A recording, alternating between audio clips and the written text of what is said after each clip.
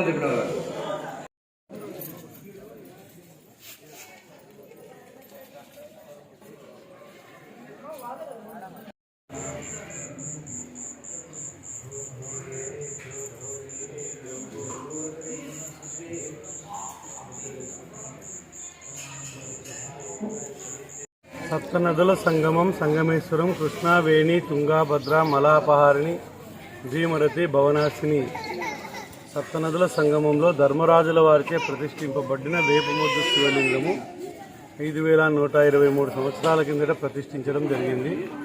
1981 నుంచి శ్రీశైలం జల విద్యుత్ ప్రాజెక్టులో 117 గ్రామాలతో ఈ క్షేత్రం కూడా మునిగిపోవడం జరిగింది.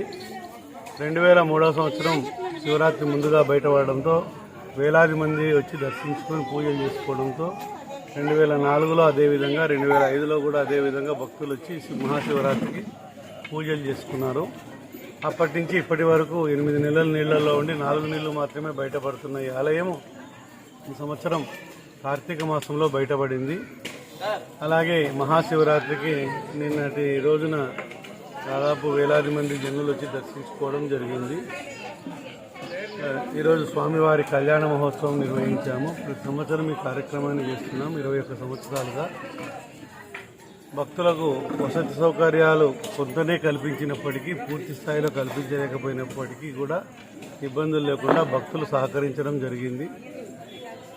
మామూలుగా నదిలో ఉన్నప్పుడు కూడా మీరు వచ్చి పడవల ద్వారా వచ్చి పూజ చేస్తుంటారు కదా కలశాలకు? ముఖ్యంగా అమర్నాథ్, బద్రీనాథ్, కేదార్నాథ్లో ఆలయం బయట పడినప్పుడు మంచు నుంచి అలాగే మంచులో మునిగిపోయేటప్పుడు కూడా కొద్ది రోజుల పాటు పూజలు నిలిచిపోతాయి కాబట్టి ఆ టైంలో మంగళహారతుల కార్యక్రమాలు అనేటివి పూర్వం నుంచి ఉన్నాయి కాబట్టి చేయడం జరుగుతూ ఉంది. ఆ ప్రభావం వల్ల సంగమేశ్వరానికి భక్తులు ఎక్కువగా రావడం జరుగుతూ ఉంది. ఈ వీడియో కనుక మీకు నచ్చినట్లయితే లైక్ చేయండి, షేర్ చేయండి, సబ్స్క్రైబ్ చేయండి. మీ రాయలసీమ ప్రతిభ న్యూస్.